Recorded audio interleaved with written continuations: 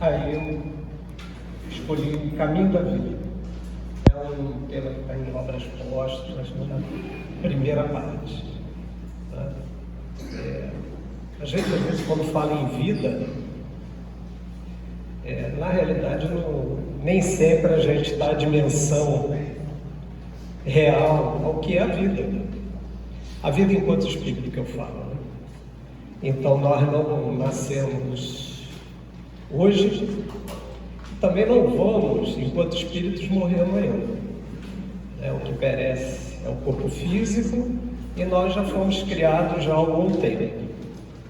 No texto lido para a abertura aqui da nossa reunião, eu estava observando, né, a colocação de Emmanuel, quando ele, no texto dele, diz que antes de Abraão, ele deixa claro, né, que antes de Abraão, Jesus já era Jesus, um ser iluminado, um espírito de altíssima envergadura.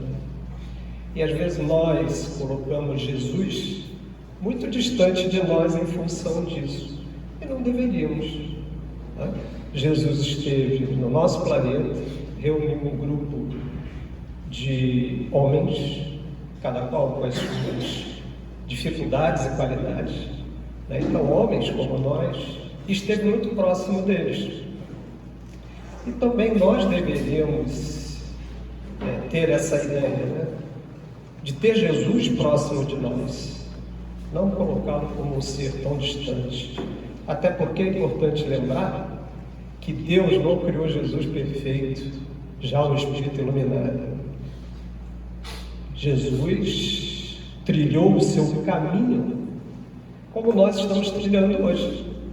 Só que ele é um irmão bem mais velho, né? Foi criado bem antes, então ele já tem uma bagagem enorme, né? Por isso que ele tem a autoridade de nos trazer os seus ensinamentos e nós deveríamos apreender por considerar que é o caminho mais seguro para encontrar a felicidade. Às vezes a gente coloca a nossa felicidade em coisas muito pequenas. São momentos de felicidade, momentos de prazer. Infelizmente, muitos de nós, companheiros encarnados, pautam a sua caminhada na vida procurando preencher a sua vida desses pequenos prazeres e não consegue olhar um pouco além, em ver que a vida é muito mais que isso. A vida ela tem uma finalidade muito maior, que é de nos ajudar no nosso processo de caminhada, através das nossas experiências, sejam elas quais forem, sejam elas boas, sejam aquelas grandes dificuldades, mas tudo tem a finalidade de nos ajudar a apreender, a dar valor à vida e à existência, né? A nos ajudar a amadurecer, porque Jesus trilhou esse caminho também. Ele não foi criado, como disse, um ser especial. Então, quando nós temos essa visão, nós nos remetemos a pensar em nós mesmos, entender e ter isso de forma muito clara, introjetar isso, que nós não somos o corpo. Nós, transitoriamente, aportamos uma estrutura biológica. Nós somos espíritos, e como espíritos, nós não somos eternos, porque nós tivemos um início. Nós fomos criados em algum momento, nós somos imortais. Então, o que perece é o corpo físico. E a nossa caminhada, ela continua. Inclusive, devemos considerar que a nossa verdadeira existência não é material. Ela é a espiritual. A vida material, elas são etapas da nossa caminhada. E nessas etapas, vamos vivenciar, né? Vamos aprender, vamos ter vitórias, vamos ter derrotas, vamos ter muitas alegrias, vamos ter algumas tristezas. Só que essa relação com a existência, dentro do nosso caminhar, ela vai nos ajudando a nos estruturarmos enquanto espíritos. A cada vivência saímos mais fortalecidos, ou no mínimo, saímos sem grande crescimento, mas não retrogradamos. Nós não retornamos ao estágio anterior, não. Nós sempre, na nossa caminhada, vamos dando um passo mais curto, um passo mais longo, vai depender de cada um de nós, né? De como a gente vê e vive a nossa existência. Infelizmente, tem pessoas que às vezes se agarram a valores excessivamente materiais. Consequentemente, ela é impregnada por essa materialidade, né? A sua sensibilidade, ela é muito perceptiva do mundo material. Daí, às vezes, a grande dificuldade de aportar o mundo espiritual. Então, nós ainda somos muito presos à matéria. Mas à medida que a gente vai aprendendo e vai crescendo, isso vai aos poucos, vai se modificando, vai se transformando, vai se transmutando, e nós vamos nos distanciando um pouco dessa influência do mundo material. Agora, isso vai depender muito de nós, do que nós estamos fazendo na existência. Tem momentos, as pessoas sempre falam assim, final do ano é um momento de reflexão, né? De rever. Vamos ver a nossa existência, o que nós fizemos, e principalmente, se fala muito, né, em fazer planos para o futuro. Essa projeção para o futuro, ela vai ter o peso, vai ter a qualidade que nós dermos a ela. O que nós estamos projetando? Tem pessoas que projetam o futuro, mas não levantam a sua cabeça. Muitas das vezes elas não conseguem ver além do seu umbigo. Então elas projetam o futuro muito voltadas para elas mesmas. E às vezes presa a uma relação com a vida muito restrita, buscando atender só aquilo que lhe convém, ou aquilo que lhe interessa, porque muita coisa pode nos interessar, mas nem tudo nos convém na realidade, né? Então é muito mais do que nos interessa no momento. Então, para nós espíritas, que temos essa noção de uma vida além, a nossa forma de pensar deveria ser diferente. Claro que nós estamos num planeta que ainda é de expiações e provas. Não nos enganemos achando que o mundo de regeneração vai ser um virar de página. Deus vai virar a página e o mundo vai ser um mundo de regeneração. Isso não existe. O mundo de regeneração é um trabalho nosso. É o que cada um de nós pode fazer por si, e o que faz por si muitas das vezes vai refletir no meio. Então, uma outra grande oportunidade que nos é dada no caminho da vida é a possibilidade de dar continuidade à criação e à transformação de valores melhores para a nossa existência. Então isso é que vai pontuar esse mundo melhor, de regeneração, que não vai ser muito perfeito, é claro, mas pelo menos ele já não vai ser tão violento, né?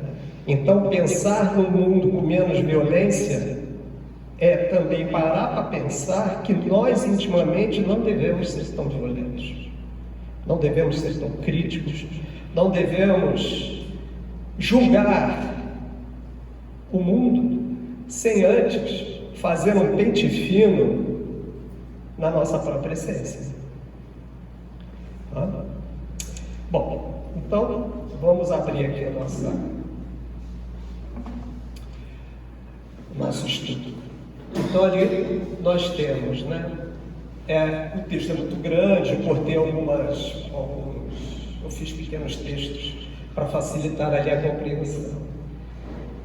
Então Kardec, nessas suas análises, coloca a questão da pluralidade das existências tem preocupado os filósofos desde muito tempo, e mais de um reconheceu na anterioridade da alma a única solução possível para os mais importantes problemas da psicologia. Então, desde muito, a vida, quando ela é analisada, quando ela cai na reflexão, inclusive desses grandes sábios, eles passam a entender que o período de uma existência é extremamente curto e não dá respostas às várias questões que a própria vida nos oferece. Né? A gente pode começar pensando das grandes diferenças que existem no nosso planeta. Diferenças de todas as áreas, de todos os matizes, né? Então, é diferença de etnia, é diferença de cultura, é diferença de valores, é diferença de nível social, são diferenças de condução da sua própria existência, das suas preferências, enfim, isso cria nichos dentro das sociedades, criam aqueles grupos sociais. Então, nós vivemos num mundo de uma diversidade muito grande. É uma grande oportunidade de nós procurarmos desenvolver algumas qualidades, já que nós lidamos com tantas diversidades. Quando se fala de diversidades, a gente entende que nem tudo que está dentro dessa diversidade a gente entende muito bem. Pode não estar de comum acordo com valores nossos. Pode não caber ali, em muitos grupos, né, situações de nossa preferência. Mas essas diversidades não nos pode distanciar da ideia de que viemos todos e fomos criados todos da mesma origem, da mesma forma. Somos seres espirituais em marcha para o progresso, que é uma coisa inevitável, não é uma opção, né?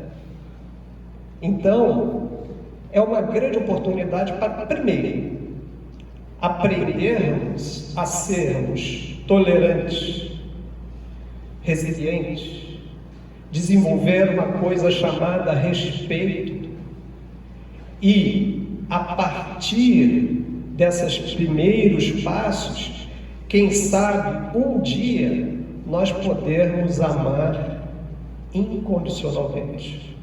Talvez não seja para nós nesse momento, mas todo esse movimento que existe, que muitas das vezes nós nos sentimos contrariados, muitos até se revoltam, né, com determinadas atitudes e movimentos, enfim, e que muita coisa vai nos agradar, outras não vão nos agradar, é bem verdade, mas é justamente nesse nosso movimento social é que a gente vai ajustando o nosso comportamento e criando condutas e normas de existência que possam aos poucos trazer esse nosso planeta para o equilíbrio. Agora, isso não é responsabilidade simplesmente dos governantes, dos juristas, não. É responsabilidade de todos nós, a partir do momento que nós fazemos a nossa parte consciente e, principalmente, damos de alguma forma um exemplo. Às vezes, um exemplo vale mais do que 1000 palavras, né? Então, as existências, ela tem justamente essa finalidade de nos colocar numa trilha de progresso. E ele continua: a maior objeção que se pode fazer a esta teoria é da ausência da lembrança das existências anteriores. Deixar o corpo para tomar outro sem a memória do passado equivaleria a nada. Isso aí é uma coisa que realmente faz com que muitos de nós perguntem: mas por que isso acontece comigo? Por que fulano, que na minha avaliação é pior do que eu, e se dá tão bem? Eu trabalho, cumpro minhas obrigações, levo minha vida pautada numa conduta equilibrada, e aquele outro que tem uma atitude completamente diversa, está se dando bem e eu ainda passando por tanto percalços? Por que algumas crianças não têm nem a oportunidade de cumprir uma existência inteira? Por que muitos nascem com limitações físicas e mentais? Né? Por que tem pessoas que são tão boas? Por que tem pessoas que trazem tanta dificuldade no coração, que se refletem nas suas atitudes? Então, essa diversidade e a falta da memória dessas existências trazem muito questionamento. Quando a doutrina espírita chega de uma forma, segundo Arthur Conan Doyle, uma invasão organizada dos espíritos, e que vai nos trazendo essas informações, primeiro sacramentando a realidade da relação do mundo material com o mundo espiritual. Então essa relação, ela existe. Depois traz a explicação dessas grandes variedades através da ideia da reencarnação. E também coloca que nem sempre seria prudente nós termos memórias das nossas existências. Talvez não suportemos lidar com realidades passadas, situações que criamos ou situações que sofremos. Né? Até porque na nossa vida de relação criamos vínculos de afeto e às vezes, infelizmente, desafetos. Esses vínculos, eles podem durar durante muito tempo. Isso independe de estar encarnado ou desencarnado. Então, dentro de um núcleo familiar, por exemplo, e família sempre tem problema, né? Eu acho que não tem família que não tenha problema. Os problemas, eles são uma frequência, né? Então aqueles os mais velhos ficam sempre preocupados com os mais novos às vezes, ainda muito novos, trazendo aquelas suas... a sua euforia, muitas das vezes, tomando atitudes que preparam os mais velhos, inconsequentes, enfim. E nessa relação familiar é importante entender que existe uma responsabilidade nossa com a família, que é justamente de unidos, e muitas das vezes ali nesse núcleo familiar nós temos os afetos e os desafetos, que é de ajuste. É uma grande oportunidade de ajuste, de equilíbrio, de resgate dessas relações. Mas não seria mais fácil se nós pudéssemos lembrar? De repente eu entenderia melhor, será? Será que de repente um sentimento adormecido de revolta, de raiva, de mágoa, de rancor não eclodisse de uma forma mais intensa se você soubesse que aquela pessoa que você se consociou foi aquela que mais causou dificuldade na vida anterior?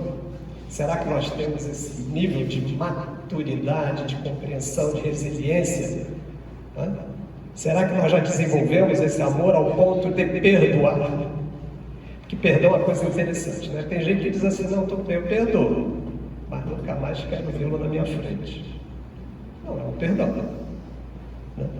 Quer dizer, então, esse contexto familiar e a importância de nem sempre rememorar o passado é a forma pela qual Deus nos coloca para salvaguardar a nossa possibilidade de resgatar. De resgatar esses desafetos. Isso só se dá na vida de relação. A vida de clausura não traz grandes progressos. Mesmo a pretexto de desenvolver potencialidades espirituais, se isso não for colocado em prática em benefício do bem comum, pode ser uma grande árvore muito bonita, muito frondosa, que aos nossos olhos até nos causa uma boa impressão, mas não dá fruto. Então ela vai um dia perecer e não vai deixar frutos. Ali ele coloca, ali no final, ainda preso ao texto seria, afinal, a negação de toda a responsabilidade moral. E aí continua. Seria tão admirável e tão incompatível com a justiça de Deus quanto a de uma única existência. Então ele está querendo dizer o seguinte, que ter uma única existência, de duas formas, ou aumentaria a nossa angústia na vida, ou simplesmente eu poderia pensar o seguinte, eu vou morrer mesmo. Para que eu vou me preocupar com isso ou com aquilo? Por que eu vou mudar? Inclusive tem pessoas que dizem assim, eu estou muito velho para mudar. Eu sou assim, eu sou assado, não adianta que eu não mudo. São muitos anos assim. Isso é uma desculpa para si mesmo, colocando um impeditivo para um processo de reforma íntima, de transformação. Então isso aí é retardar a possibilidade que se tem de crescer, nem que seja nos seus últimos instantes de vida. Muitas escolas religiosas acham, ditas cristãs acham, que aceitar Jesus é estar salvo. Para a doutrina espírita isso não é possível. Porque na realidade a salvação ela não vem de fora, ela vem de dentro, é um movimento nosso. Então, acreditar que simplesmente receber uma bênção ou, a partir daquele momento, aceitar Jesus está salvo, é um momento de mudança nossa, de reconhecimento das nossas dificuldades, de mudar o nosso padrão de sentimento, de pensamento. Muitas das vezes é difícil, é difícil sim. É difícil para muitos de nós aceitar que é orgulhoso, que é vaidoso, que é rancoroso, que ainda guarda mágoa. Só que esses sentimentos, eles atravancam muito, botam muito aqueles outras possibilidades de desenvolver outras qualidades. Mas a partir do momento que a gente reconhece e busca sinceramente entrar no processo de transformação ainda dentro dessa existência, não importa, não existe tempo, está à beira da morte, agora que está morrendo, aqui se for sincero, ainda está valendo. Se for sincero, está valendo. Tantas pessoas adentram aos templos religiosos e saem da mesma forma. Tantos adentram os templos religiosos e saem mexidos, catucados, fazendo não se sentir tão confortável, não tão bem, às vezes até angustiados. E muitos desses companheiros vão bancar isso e procurar entender o porquê. Outros, infelizmente, vão desistir, porque não querem lidar consigo mesmo. E a religião, no real sentido da palavra, tem essa finalidade, né? de nos ajudar na caminhada, né? De transformação. Ninguém está dentro das religiões porque é um ser iluminado. Ninguém está aqui porque é bonzinho. Ninguém está aqui porque já alcançou a evolução. Quando foi aberta a reunião, foi colocado, aqui é um hospital, é um lugar de estudos. Se é um hospital, é para atender enfermos. Esses enfermos, eles são tanto do corpo como da alma. Somos nós, né?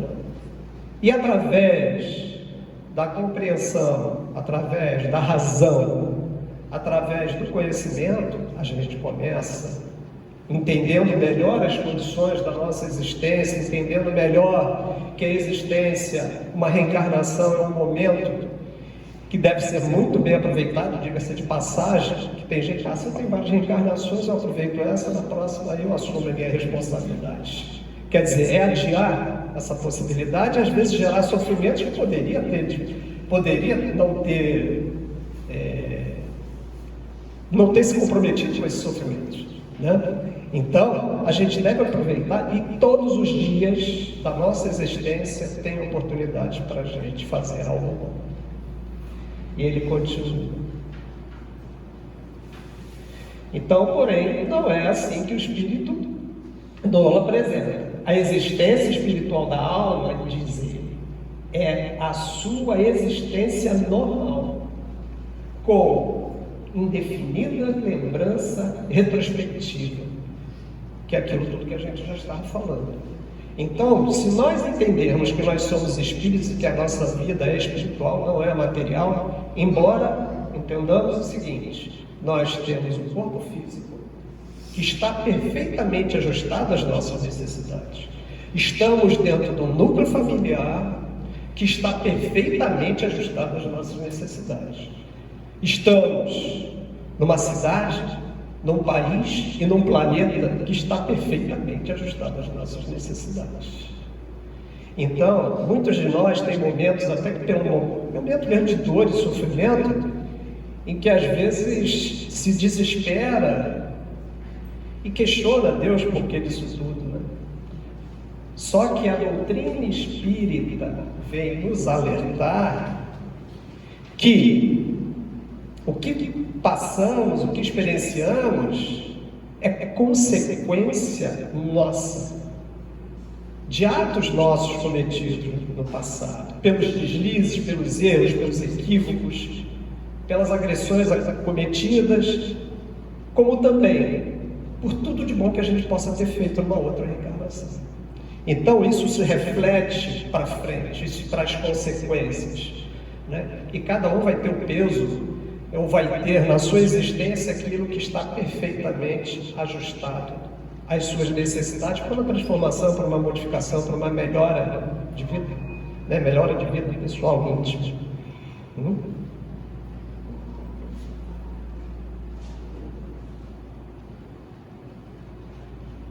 Embora, por exemplo, pareça haver solução de continuidade durante as existências corpóreas, a ligação se estabelece no curso da vida espiritual que não sofre interrupção. O que ele está querendo dizer ali? Isso nos remete a algumas coisas interessantes. Primeiro, que nós não vamos nos transformar de santos de um dia para a noite. Quer dizer, chegando ao plano espiritual, nós vamos continuar sendo exatamente aqueles espíritos, na sua essência, que ele era no mundo encarnado. A única diferença é que já não vai haver mais um impedimento, né? Um empotamento causado pelo corpo físico.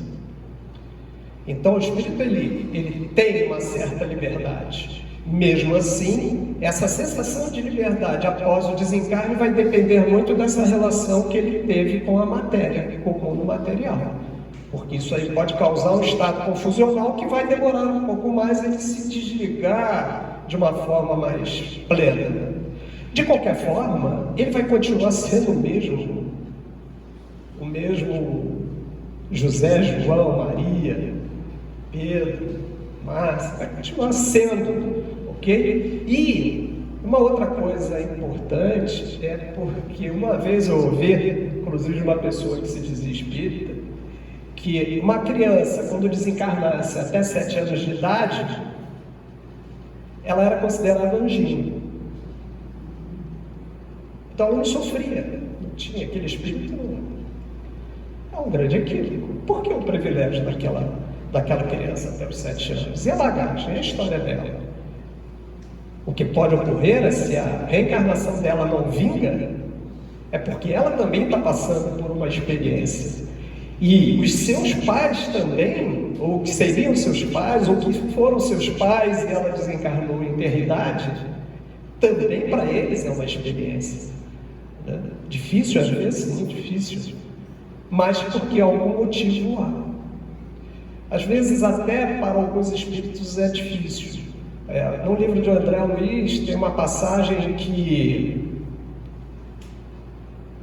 uma moça estava muito mal, muito doente, estava no hospital, numa UTI, e estava naquele sofrimento, né?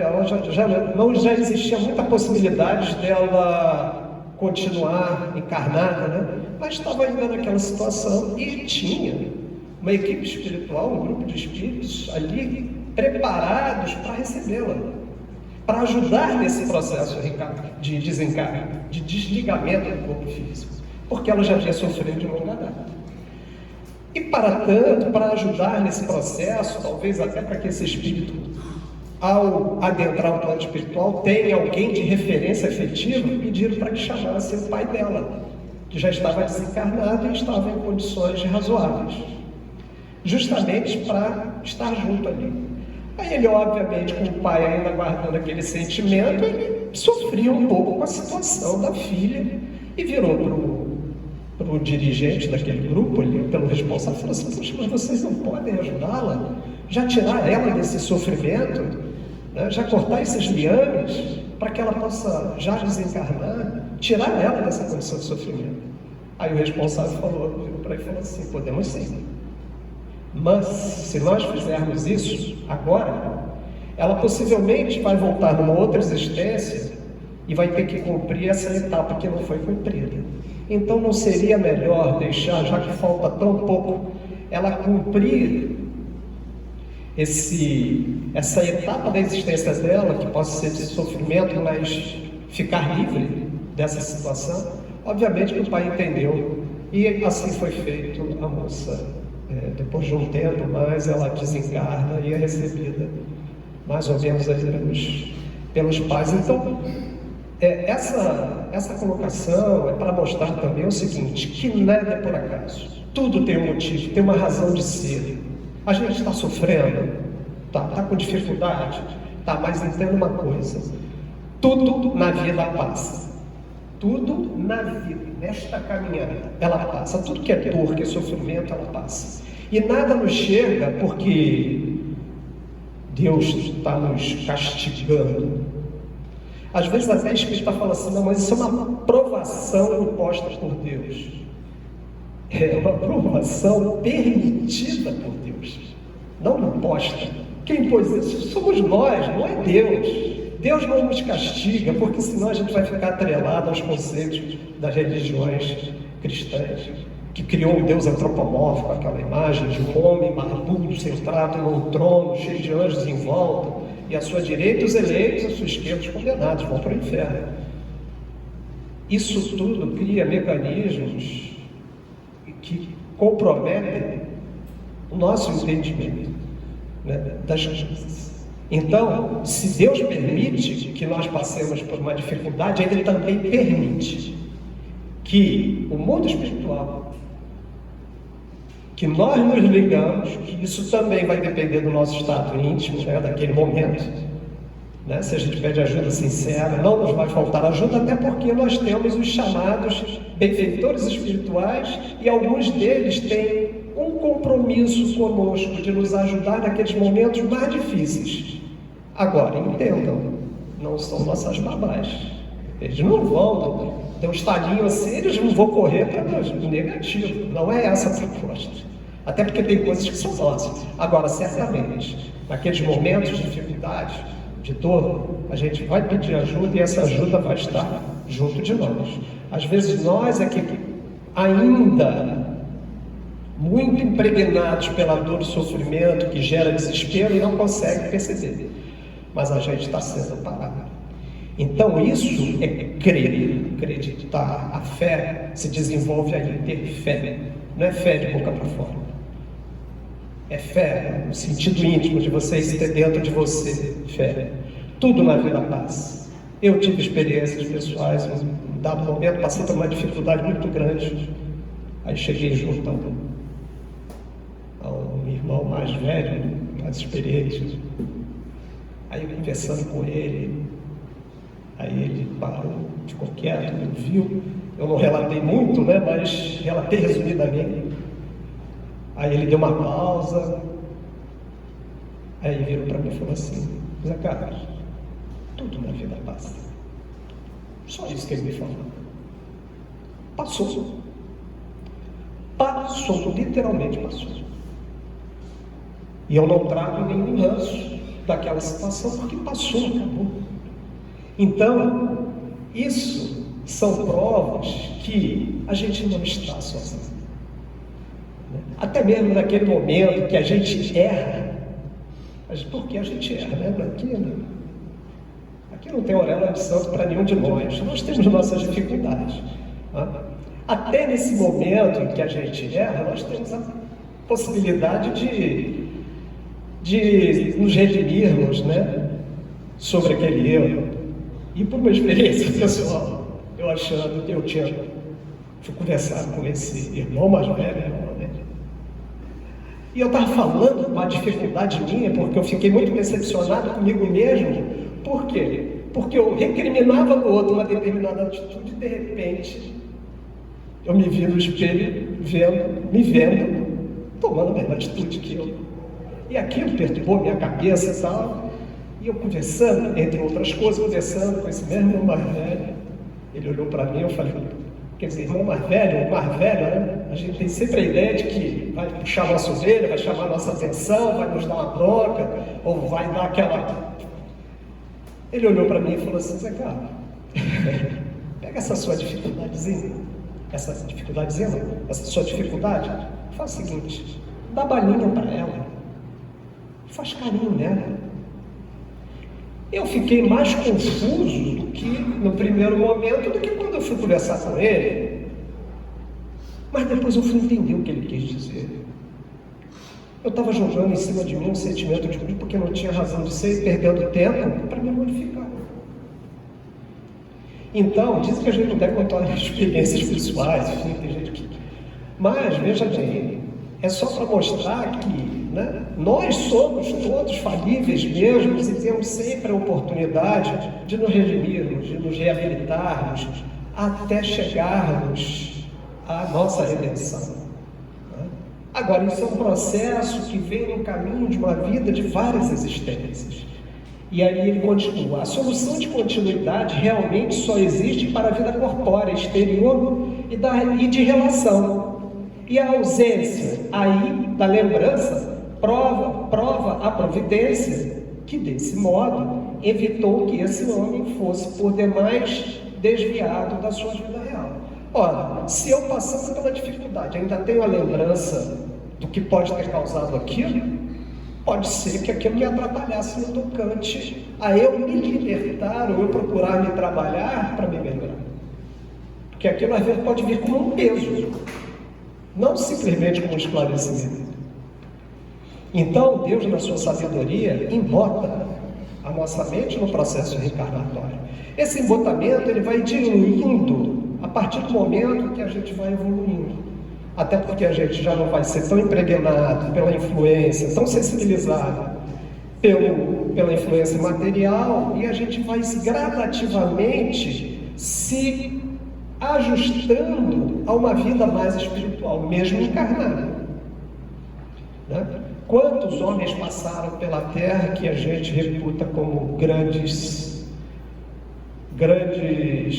seres humanos, né? O próprio texto fala sobre isso, enviados de Jesus para preparar o caminho. Então, se eles podem, nós podemos. Agora, carece também de um esforço nosso.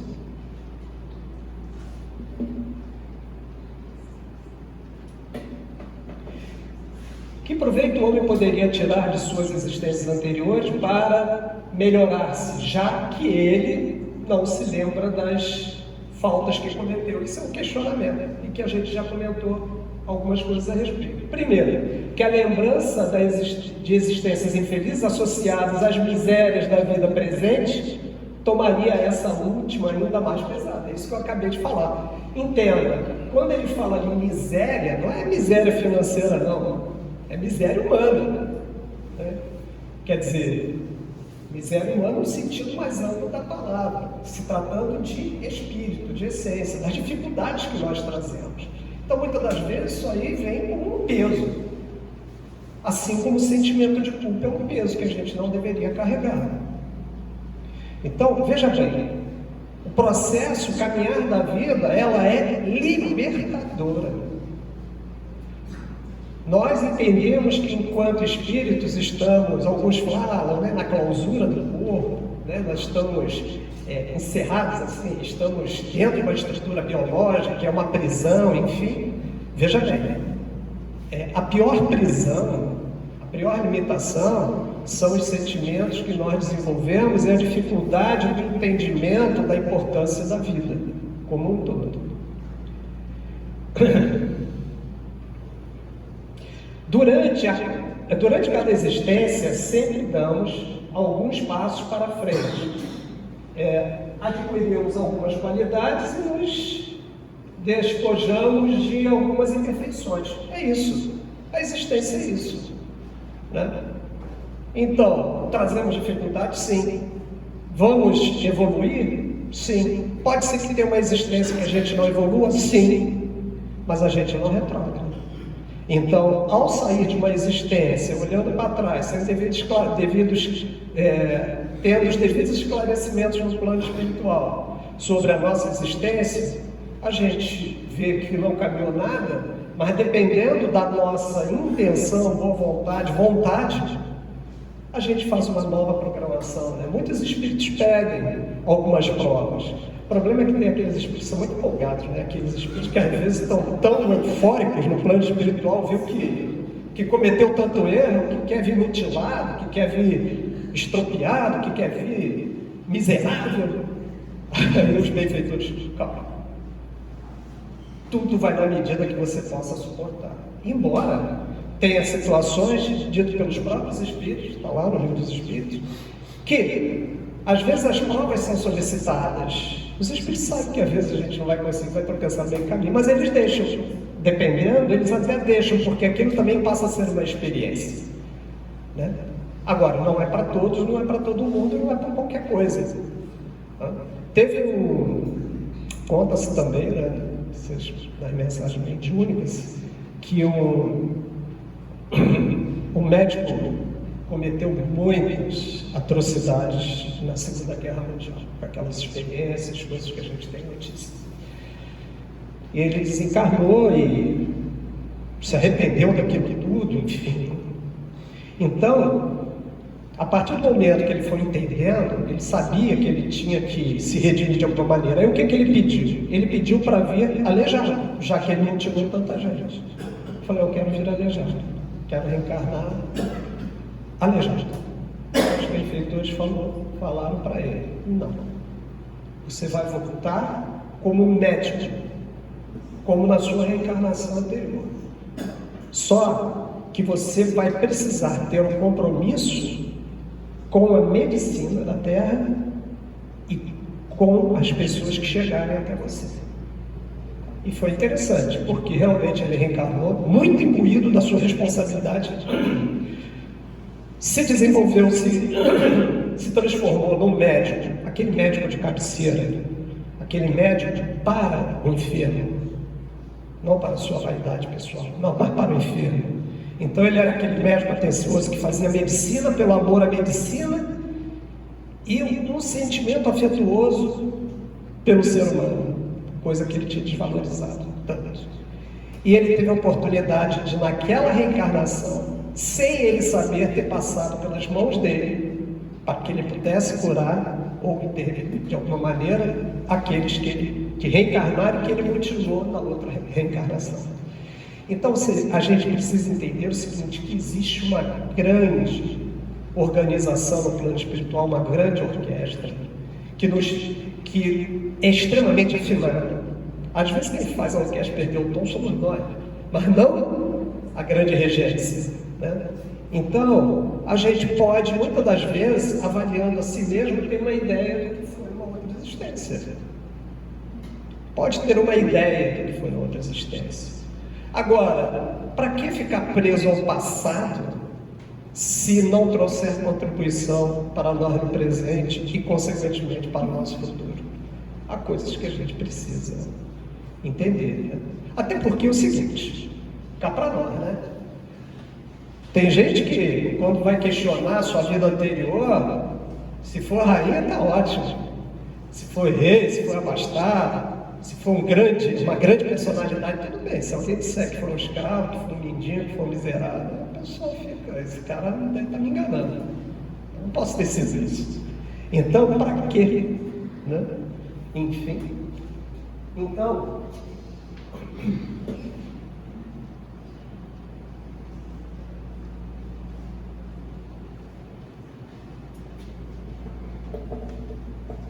Kardec continua, pela pluralidade de suas existências, O seu futuro está em suas mãos. Olha só, nosso futuro está na nossa mão. Se ele gasta logo tempo a si, se ele gasta logo longo tempo a se melhorar, sofre as consequências dessa maneira de proceder.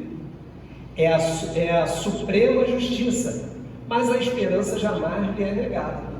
Veja bem, independente de qualquer coisa, a gente pode ver a reencarnação como uma esperança que nos fortalece, nos faz entender que nós vamos ter outras oportunidades. Quando se faz aquele paralelo entre as reencarnações, a evolução e a escola humana, é uma analogia interessante. Por quê?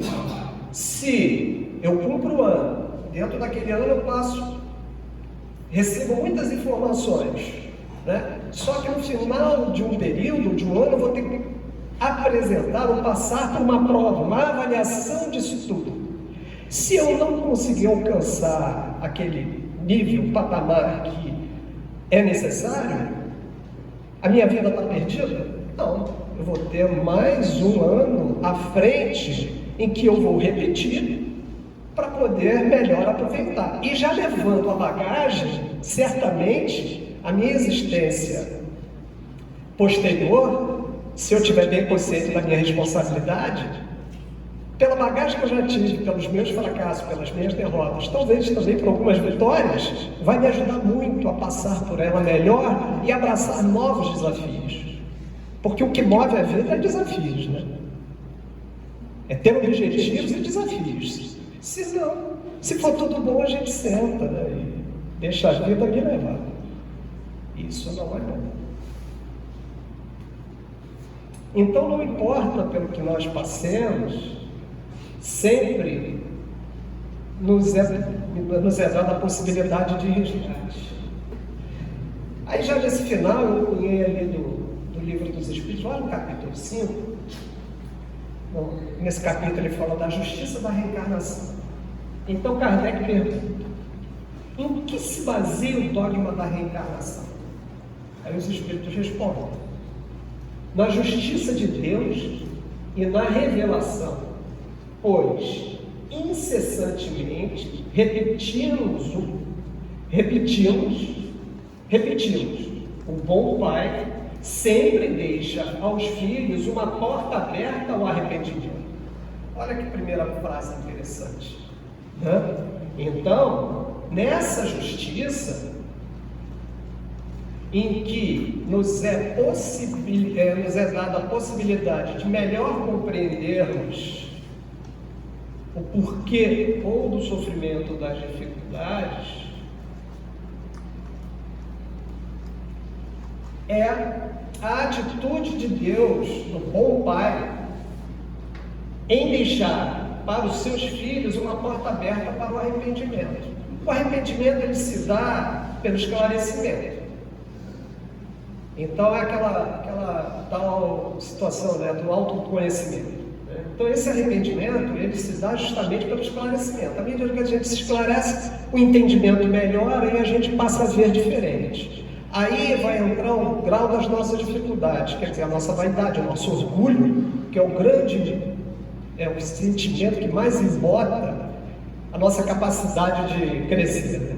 Então, dependendo dessas condições, a gente vai aproveitar isso muito bem, aproveitar essa oportunidade que Deus nos dá para o arrependimento. Não diz a razão que seria injusto privar para sempre da felicidade eterna todos aqueles de que não dependeu se melhorarem? Olha, pode haver situações impeditivas de grande dificuldade e por fraqueza alguém tropeçar? Pode. E Deus assim o sabe. Uma coisa é ser displicente, uma coisa é estabelecer uma conduta negativista. Agora, outra coisa é o esforço. Porque, veja bem, se fosse assim, muitos talvez achassem que poderia sair de um patamar para outro. Não. Até mesmo quando nós erramos ou temos dificuldades, é avaliado uma série de situações, inclusive as dificuldades que nós tivemos até para trilhar um caminho melhor. Essa dificuldade pode ser imposta como uma expiação, né? Até para avaliar a nossa resiliência, a nossa fé, e pode ser que a gente tropece, mas o peso vai estar no esforço que a gente faz, e Deus assim o sabe e nos ajuda nesse sentido. Então não são os filhos de Deus todos os homens?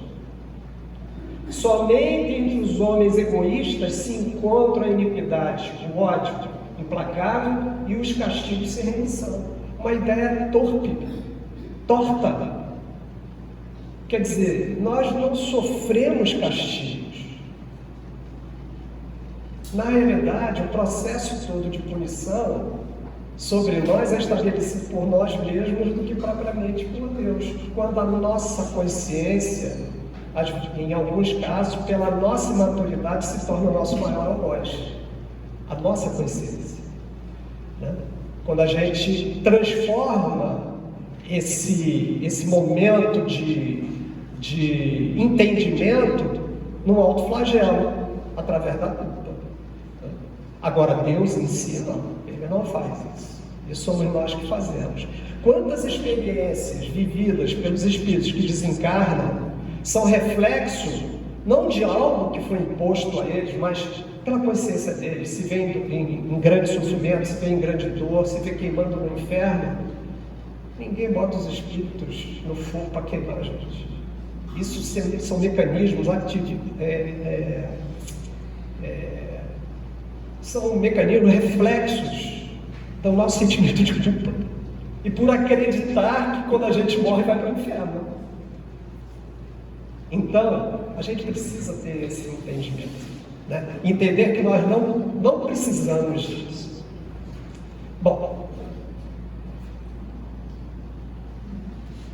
a estrada simboliza a vida espiritual da alma, e em cujo percurso somos ou mais ou menos felizes. Isso é de acordo com a nossa caminhada. A vida é isso, né? Agora observe esse quadro. Esse quadro é bonito, né? A gente vê ali uma estrada, né? Um campo verdejante, ao longe uma árvore, um céu muito bonito. Todo mundo quer alcançar ele. Não é isso? Todos nós queremos chegar lá. Só que muitas das vezes nesse caminhar pode ser que o tempo dure, que a estrada não seja tão boa, seja mais difícil de caminhar, né? Esteja muito molhado, cheio de barro, a gente dá 2, 3 passos, desce 2, 3 passos, que muitas das vezes vão nos exercitar no esforço de chegar até lá.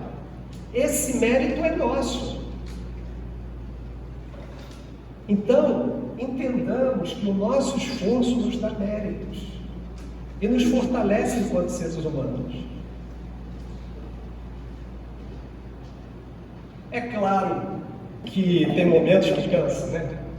A gente às vezes cansa, tem vontade de sentar e chorar. A caminhada às vezes é muito pesada para alguns de nós, né? E tem momentos que a gente tem para, né? Quase para desistir, achando que não vale a pena. Mas se a gente olhar para o lado, pode ser que encontre Jesus ao nosso lado, aonde nós podemos recorrer, aonde nós podemos pedir, aonde nós podemos buscar o entendimento, o esclarecimento e a força necessária para continuar a nossa jornada.